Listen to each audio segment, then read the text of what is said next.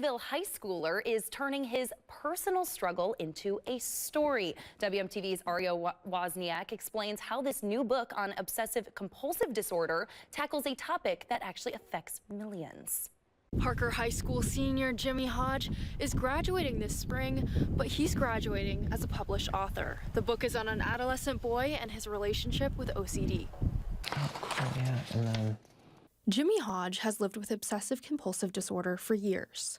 I had kind of like the compulsions, or like the double checking logs, like washing my hands compulsively, and I just kind of thought of them as habits, like, oh, like that's really kind of what everybody, like has. Now he's putting his experience on paper and on bookshelves.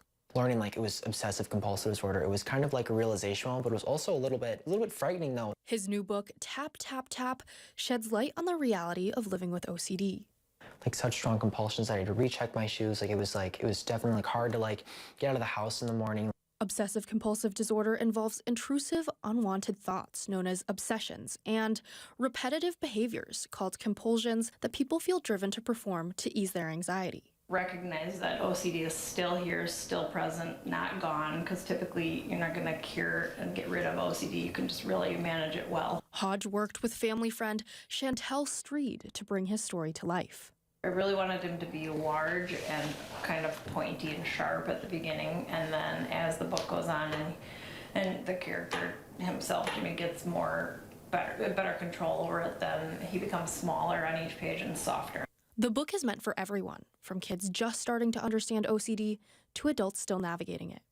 Being able to understand it and really like kind of understand there's really nothing to fear, nor is it's more of a superpower for sure than it is a monster. Hodge intends to keep moving forward.